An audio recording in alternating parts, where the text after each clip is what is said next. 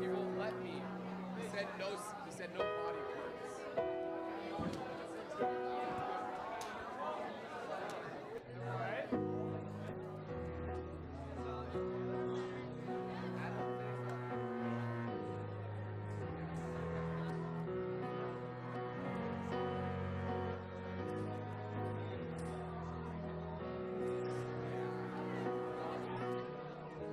Hey, welcome, welcome. Come on in. You can grab a seat. You can grab a seat. Hey,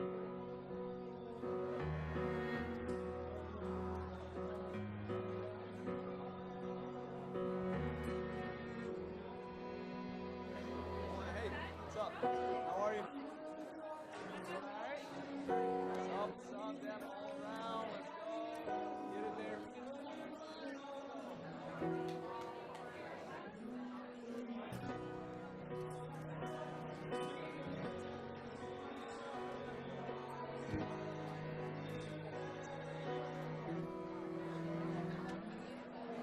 Good morning. As you're coming in, find a seat. There's some openings over here.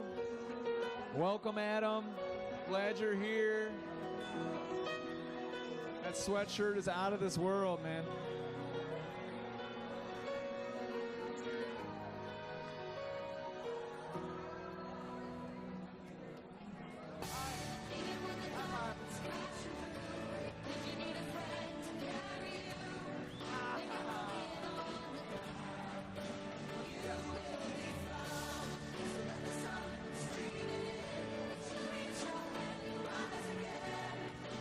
How was that breakfast in bed? Is that good? Just what you guys needed? Medium? Oh, a thumb up? That's actually, I think, my favorite breakfast here. So good. Come on, keep coming in. You can keep it playing. We'll still let people come in.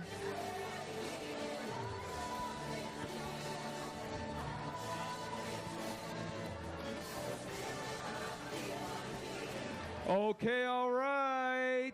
Hey, good morning. You guys doing all right? We are so glad you're here. Hey, you know the drill. This is real life, and so we're going to start with some videos.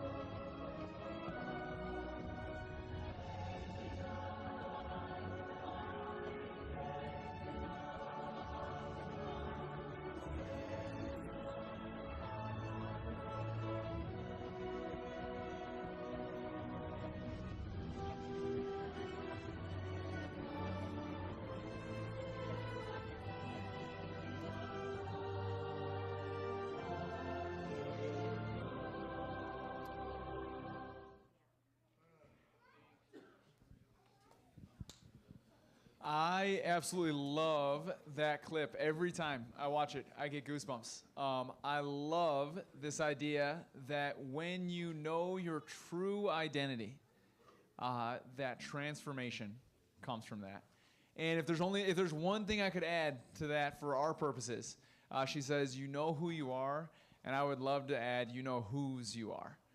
That God has created you, and that you can live as sons and daughters of the King. And last night, I shared with you about how Jesus, the rescuer King, came and died for us so that we could be brought back into right relationship with God. And those that choose to put the crown back on his head can reclaim their identities as sons and daughters of the King. And Tasha's going to give us a little more vision for our time, so go ahead, Tasha. All right, so we're going to do some things similar to the past couple of days and some new things. One being, we only had one video today because we felt like it really nailed what we wanted to be able to share this morning going into what you guys will do afterwards with your cabins, because you'll have more time to process together in the same way. You're going to see photos again, and you are going to hear from our friends again. So would you welcome back onto stage our four friends?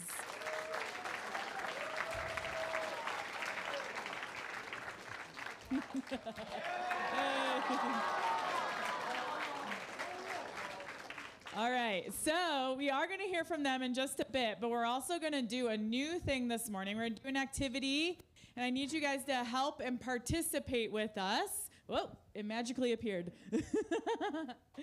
Okay, can we lock it? Perfect. All right, so we need your help. And Brady is going to walk us through it. Okay, perfect. Okay, so we've had the opportunity to hear their stories. They've been brave and courageous in sharing those with us. And so I just want us to process those stories a little bit.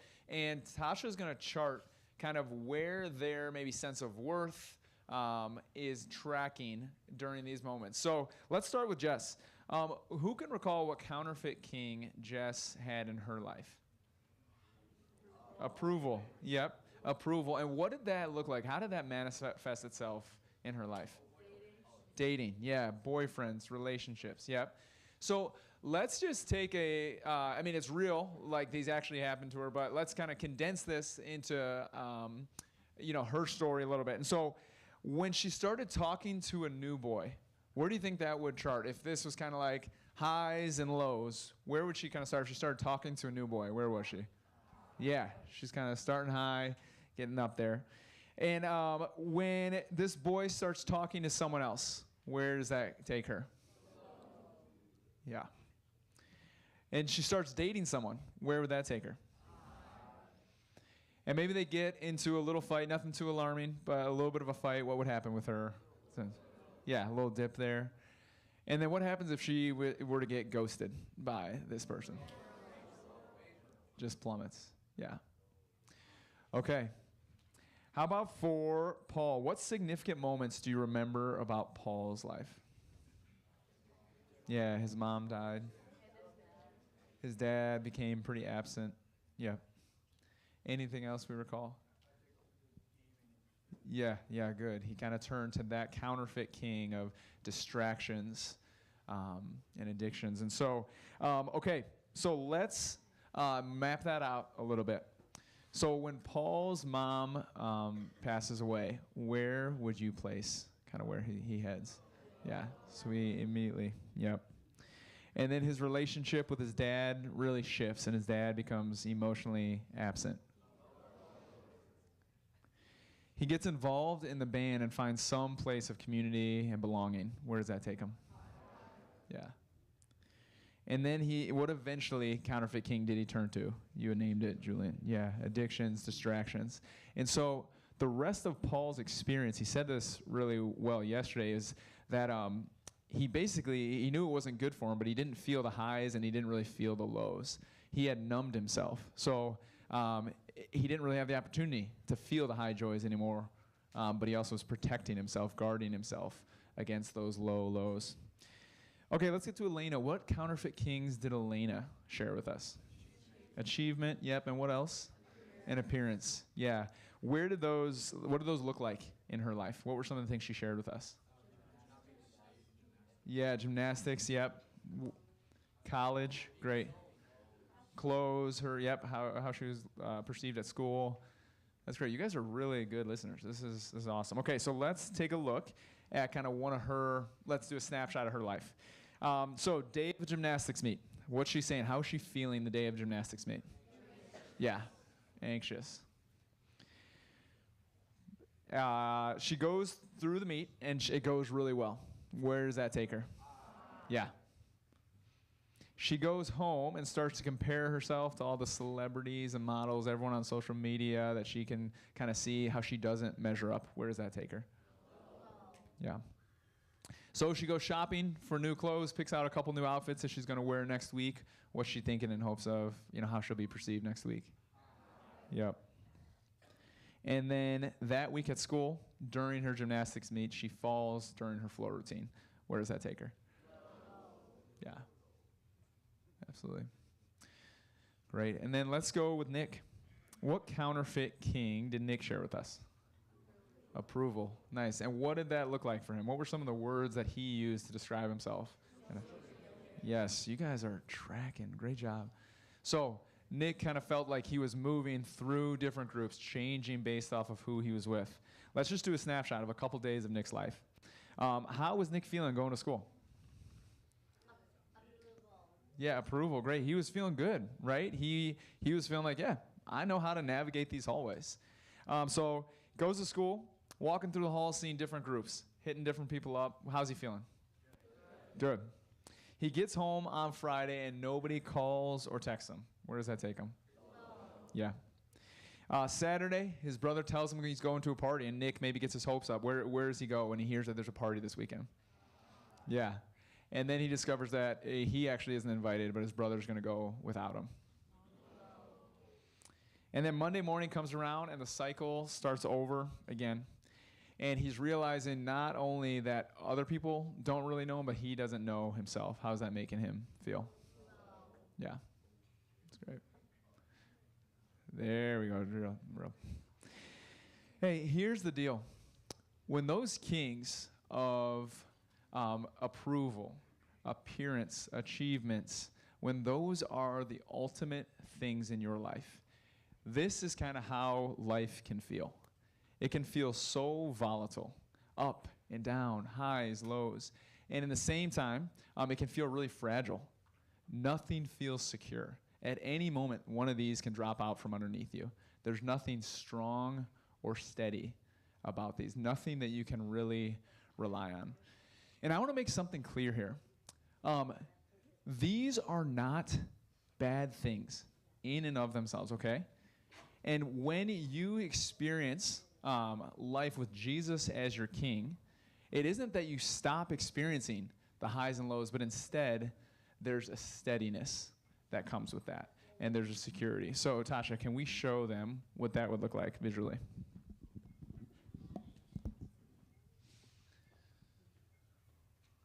It's almost like this shield and this steadiness that Jesus can bring to our life.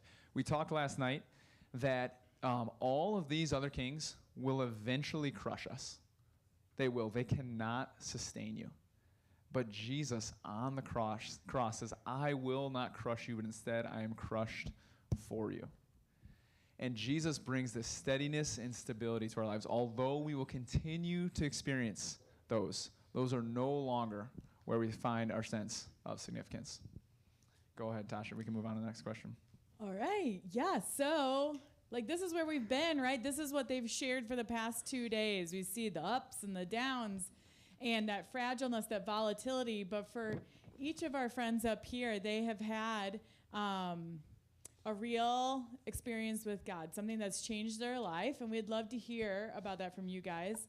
And Jess, we'll start with you. How did God's love start to become real to you? God's love started to become real to me when I began to truly understand who Jesus is. For a long time, I believed in God and I called myself a Christian, but I didn't really grasp what that meant. I kind of knew about God in a general sense, but I didn't really know Jesus. Over time, I learned that Jesus is personal and that he wants a relationship with me. I learned that it was a lot less about rules and regulations and a lot more about befriending this guy named Jesus. As I continued to explore what a relationship with Jesus looked like and spent time with people who followed him, I began experiencing God's love in a way that was personal, tangible, and new.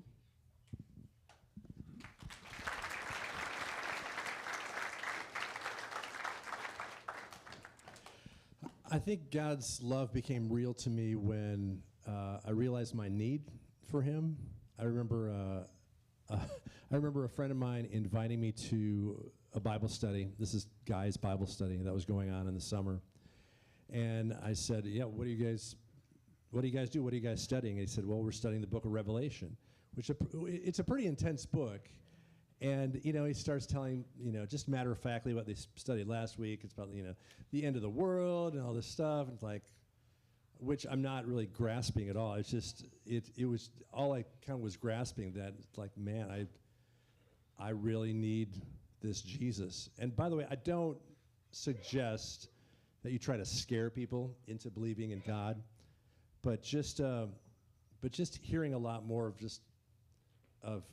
about God, I just realized my need for him, and it kind of jolted me out of, I guess, my complacency, and it just really got my attention. It was sobering. So, and that night, as I was driving home, I felt the presence of God, and I prayed authentically for the first time in my life.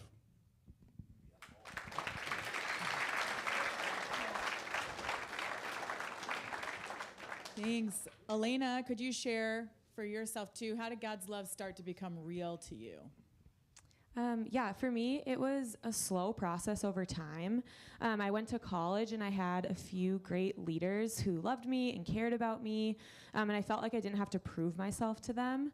I also had a few hard things happen. My parents moving across the country, I ended up transferring colleges, and just like a few other hard things that happened made me realize that I was not in control and I needed someone to rely on other than myself. I began to ask questions and talk to my leaders, and just actually wrestle with God for myself.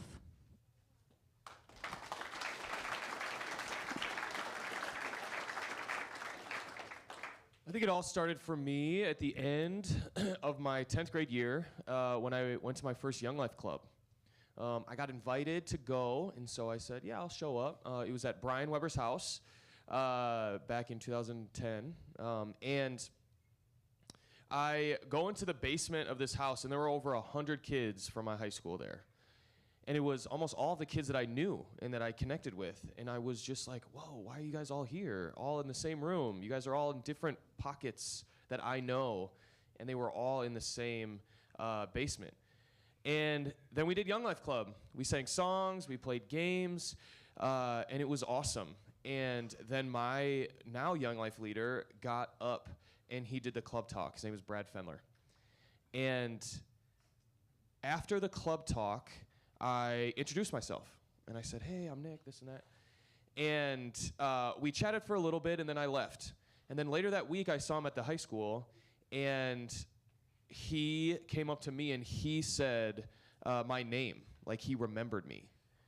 And I think that was probably one of the first times that I really felt like someone actually didn't forget me. And I didn't know that at the time, or I didn't really know this at the time, but I know that he was just showing me God's love.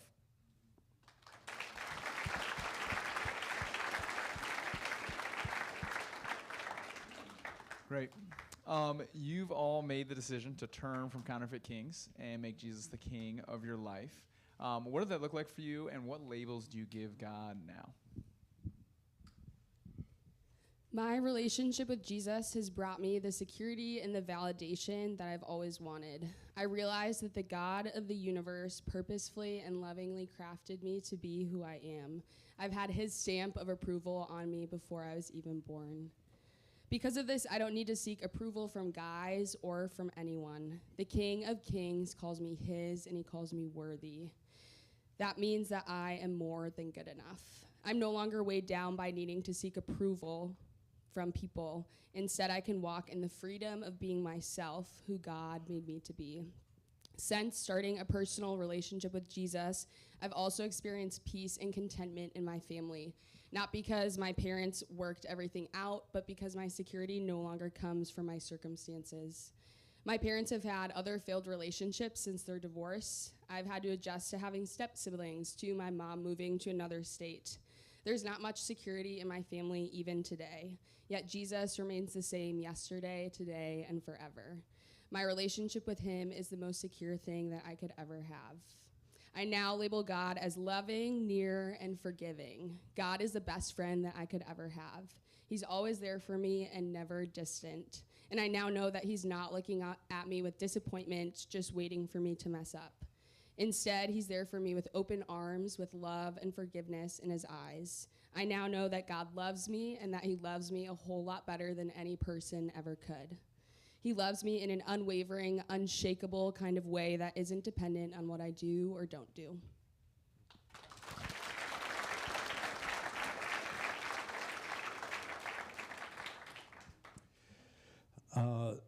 My relationship with God has changed in a way that before I just kind of acknowledged God, and it was almost like a transactional kind of relationship where kind of like a vending machine God, like I do something for God or do something nice, and God gives me what I want, and which really isn't true anyway. It's become just a father-son relationship. Much more personal one. And man, he's changed my life.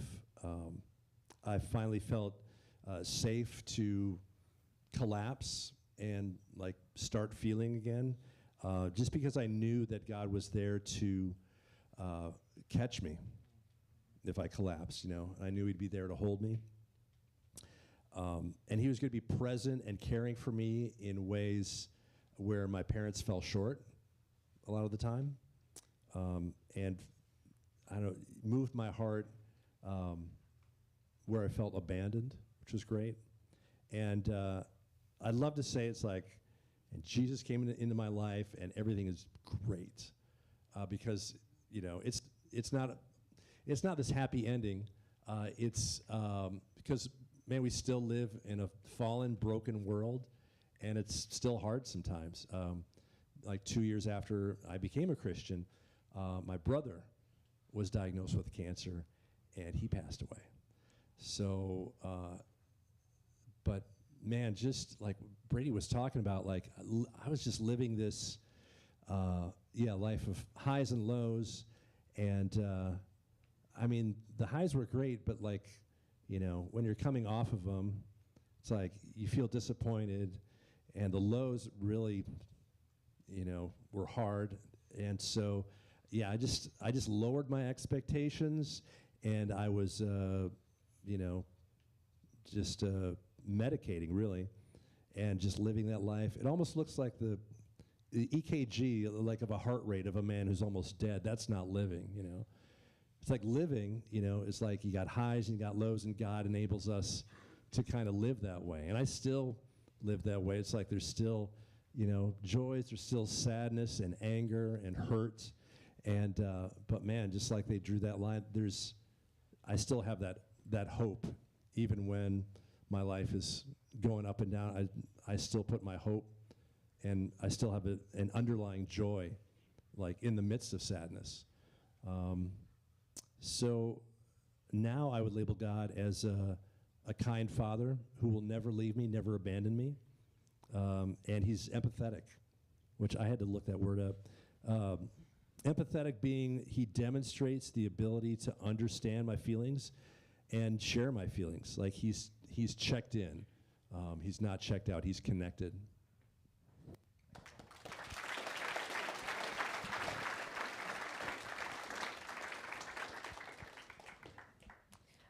I'm still learning to trust that God is good and kind and that he notices me and loves me and cares about me. But I have this truth to come back to when the lies are really loud. I can listen to his voice and what he says about me rather than listen to what I think about myself. I'm learning to let myself be loved by God and by others. I know that this is going to be a lifelong process, but I also know that he is growing me more every day. So how I would label God now is good and kind. He wants good things for me, and he speaks kind words about me. He's compassionate. He cares about me and what I'm going through. I can be real and I can be honest with him.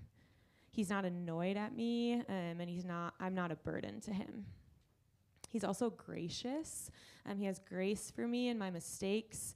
I don't need to be perfect or the best at something in order to earn his love.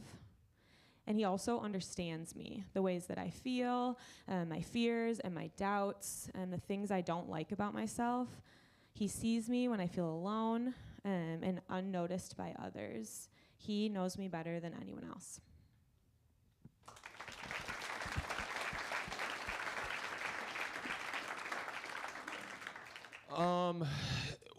It all really, like my faith really kind of accelerated when I was here at Castaway in 2011 as a camper. I was sitting right where you guys are.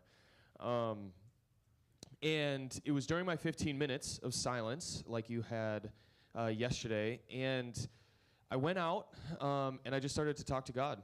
And the speaker at the time was really just talking, like his language was all about like jumping in. You're going to jump into the lake. You're going to jump in all with God, right? And I really wasn't ready for that.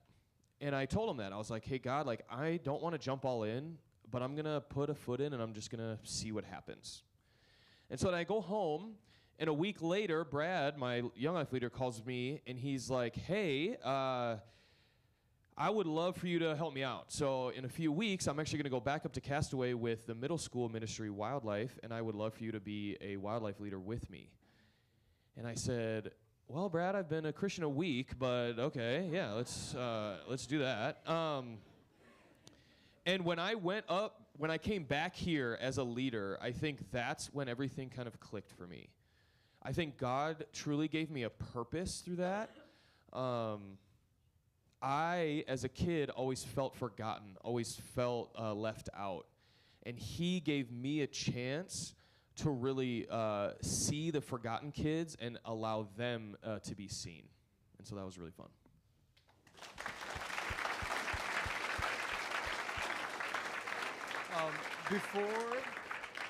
Before we get to this last question, I remember years ago being here at Castaway with students, and one of the guys was terrified. He said, well, Brady, if I make Jesus my king, like, what happens to me?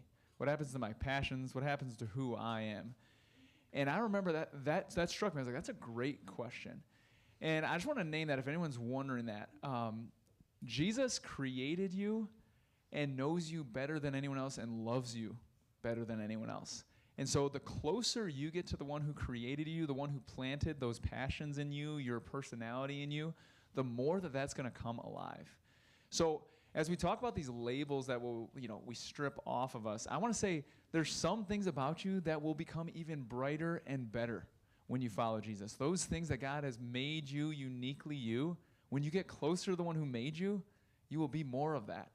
And then there are some labels that will fall off because those aren't true. Those are lies. Each of them share different lies that they've believed about themselves. And I just want to share that those labels, those lies that you're not worth loving, those sorts of things, those will fall off when you make Jesus your king. So let's get to this last question.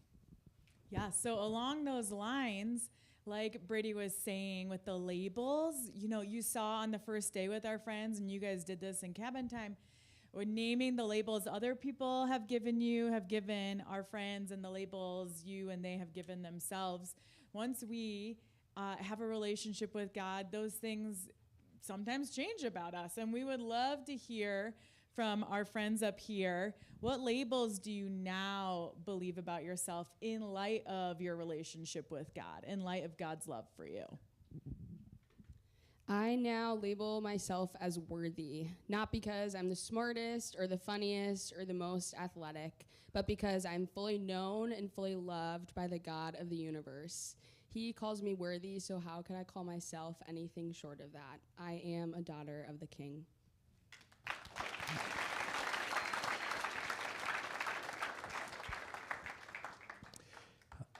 I would label myself as loved and cared for, and which I'm glad about because it's given me the confidence to live life in the midst of fear and in the midst of joy. I am embraced. I am a son of the King.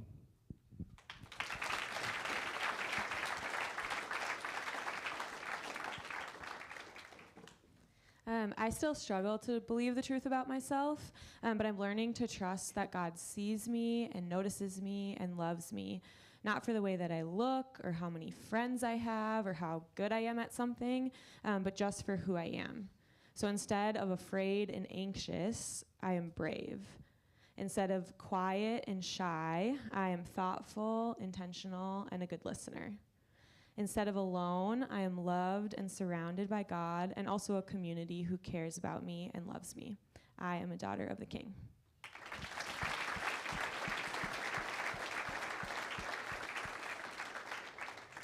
I felt forgotten, and God allowed me to feel fully known. I do not have to hide anymore. I don't have to act a different way or dress a different way. I don't have to put on masks. I don't have to do any of that. I can just be myself. I am the Son of the King. Let's keep it up. Clap for these guys.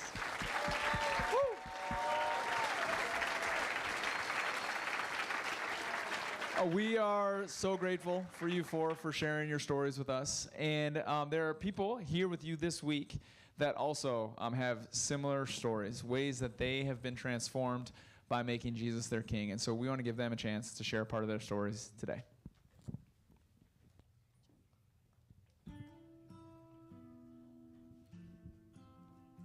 Hated by family. Son of the King.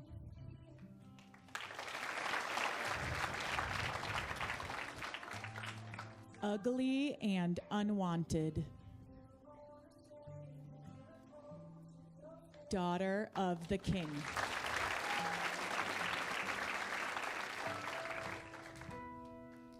Discarded.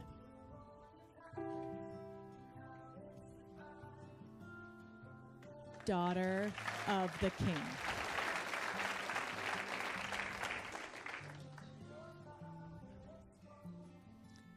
What was I made for?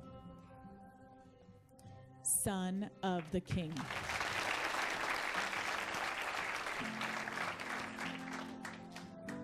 Seeking approval in partying.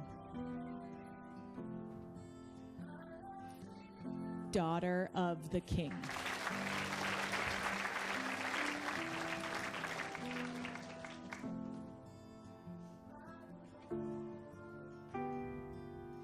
Full of regret. Daughter of the King.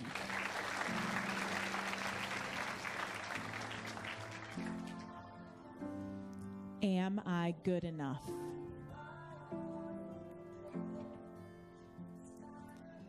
Daughter of the King.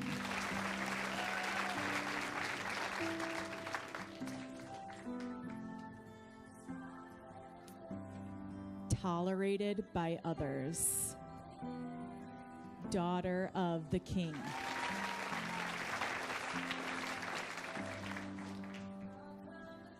Alone on the inside. Daughter of the King.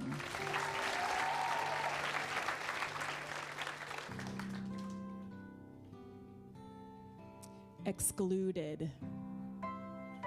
Daughter of the King.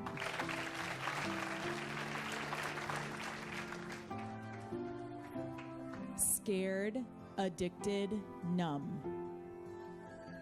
Son of the King.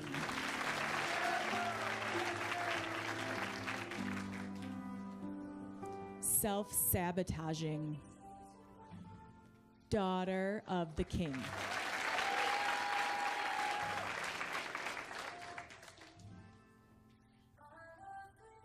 Exchangeable, seeking affirmation. Son of the King.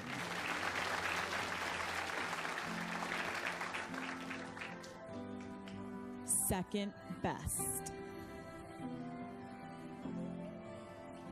daughter of the king.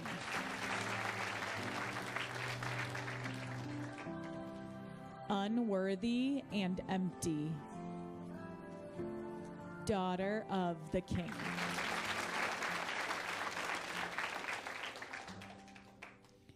In control but empty, son of the king.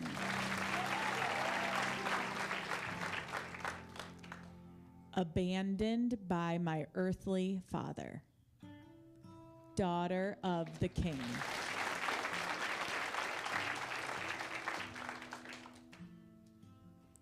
Ugly, not enough, son of the king.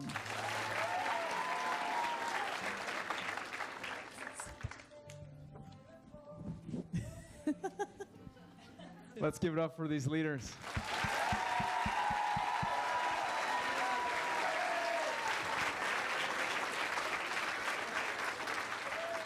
Thank you for sharing your stories. You guys are all brave and loved, and we are so grateful for that. From here, we are going to do what we've done and do lawn time following this. With the weather, we've made some different accommodations. Are we going, where are we going? We're gonna, because it's too wet outside and maybe still raining even, we're gonna do it in your cabins so you can go back to your cabins. It's not like a full-blown cabin time, but then at least you'll be in a dry space.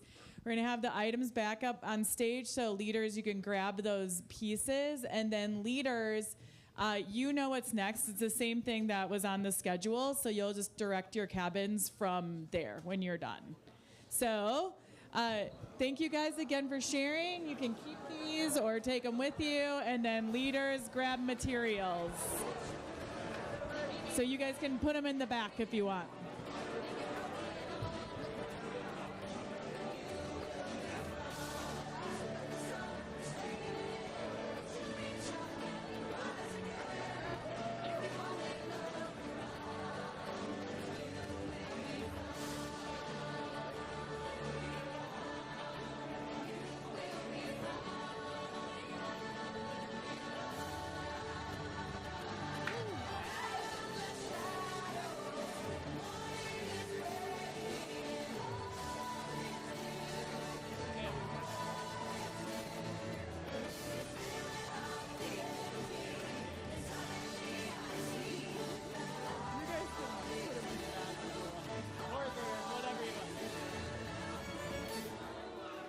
Marker, marker.